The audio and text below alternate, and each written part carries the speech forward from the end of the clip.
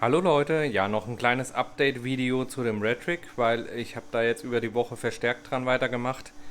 Die Düsenbürste muss ich noch ein paar Wochen verschieben, weil ich brauche den Drucker hier eigentlich relativ zügig am Laufen jetzt. Ja, wie ich schon mal erwähnt habe, durch Krankheit und alles hat sich das ja leider fast ein Jahr hingezogen, bis er jetzt so weit ist, wie er ist. Aber trotzdem schon mal das Update.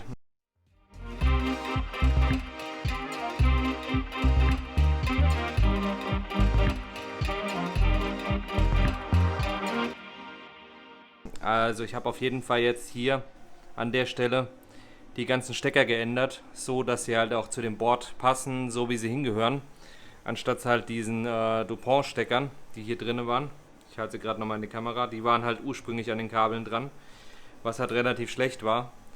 Aber gut, jetzt ist es behoben, somit ist es auch für mich okay und auch quasi das Thema für mich erledigt.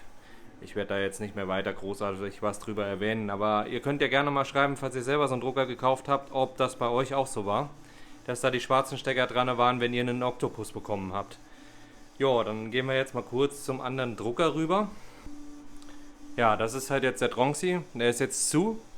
Darüber wird es auch in nächster Zeit nochmal ein großes Video geben. Das Gehäuse obendrauf ist halt jetzt noch ein absoluter Beta-Tester, hätte ich fast gesagt.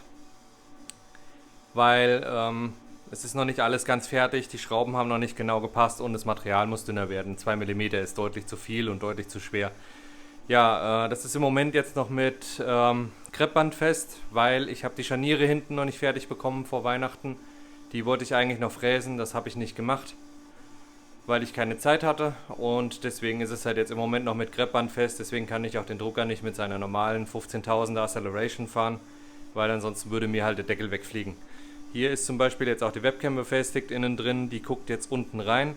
Und wenn ihr da jetzt reinguckt, ich weiß nicht, ob man es sieht, ich versuche mal, ja, ich mach's mal kurz auf.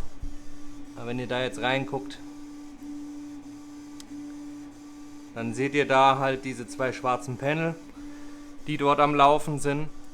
Und diese zwei schwarzen Panel, die dort am Laufen sind, das sind im Prinzip die Panel für den Retric. Dazu müssen wir nochmal kurz rüber wechseln. Ja, diese Panel für den Retric, die kommen halt hier oben hin, auf diese Oberseite, zu den Motoren quasi. Und die machen das Gehäuse hier oben dann dicht. Gott, was ein Staub. Sorry. Ja, und die machen das Gehäuse dann an dieser Stelle dicht, damit halt da keine Wärme in den Elektrikbereich reinziehen kann. Was mir nicht so gefällt, dass man diese Paneele drucken muss. Also diese Paneele gehören zu den Printed Parts von den Drucker. Das heißt also, die sind bei den normalen Printed Parts nicht dabei. Ich weiß nicht, ob sie jetzt bei dem 3.1er dabei sind, aber hier bei dem hier, bei dem 3.0er waren sie auf jeden Fall nicht dabei. Und man musste sie drucken, was bei dem 500er hier natürlich bedeutet, ihr braucht zu Hause einen Drucker oder bei irgendeinem Bekannten oder Kumpel einen Drucker, der mindestens 260 mm, nee, Quatsch, sogar mehr, 270 mm Baugröße hat. Ansonsten könnt ihr diese Paneele gar nicht drucken, weil sie zu groß sind. Und die Paneele werden halt hier auch noch mit festgeschraubt an der Schraube und drüben an der Schraube genauso und werden halt hier oben an dem Profil dann festgemacht. Aber ja, wie gesagt, also wenn ihr niemanden habt, der das drucken kann, müsst ihr halt den Drucker zusammenbauen, müsst das offen lassen hier hinten und müsst im Prinzip dann die Teile auf dem Retric drucken, müsst den Retric nochmal wegräumen, müsst die Teile anbringen und den Retric wieder an Ort und Stelle verbringen. Was bei dem Großen hier natürlich schon ein ein echter Kraftakt ist. Also das Ding wiegt nachher, ich glaube, 36 Kilo, 38 Kilo. Das ist dann halt schon nicht mal eben so gepackt und mal weggeräumt und wieder hingeräumt. Und bei mir wird es jetzt so aussehen, dass die Paneele halt definitiv alle aus dünnem Aluminium werden. Die werde ich folieren. Und nur die Türen werden durchsichtig. Auch genau das gleiche beim Topdeckel. Der wird auch undurchsichtig werden, außer eben die Front. Die werde ich wahrscheinlich in durchsichtig fräsen oder vielleicht sogar auch in dünnem Alu lasern, so wie hier das auch ist. Dann haben wir hier halt eben das Basepanel. Und bei dem Basepanel habe ich ja jetzt auch Alu gemacht. Und das wird genauso foliert, auch innen drin.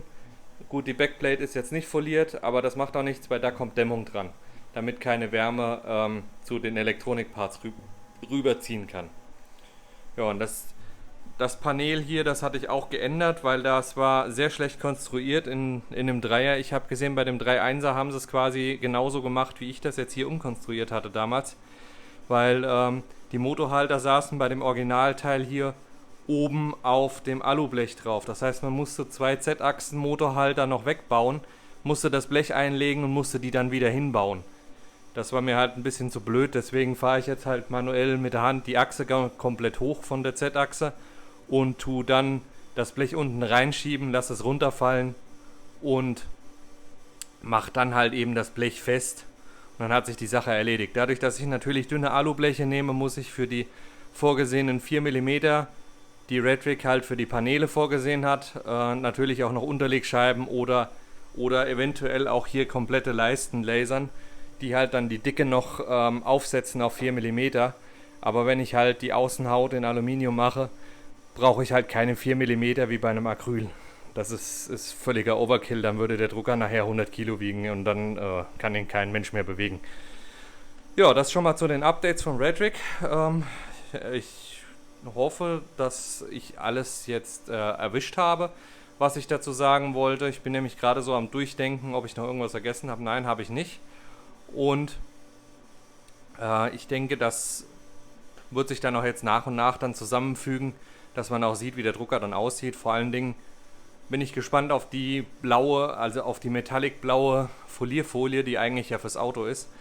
Weil ich habe extra die fürs Auto genommen, kein DC-Fix oder sonst irgendwas, weil das kann nämlich die Wärme nicht ab. Und diese Autofolie, die ist ja so ausgelegt, dass sie im Sommer ja auch auf der Karosserie verbleibt und locker dann 80, 90 Grad ab kann, wenn die Sonne drauf knallt. Also das sollte ohne Probleme funktionieren. Ja. Dann würde ich sagen, bis zum nächsten Video. Lasst ein Abo da und aktiviert die Glocke, damit ihr nichts verpasst. Und habt ein schönes Restwochenende.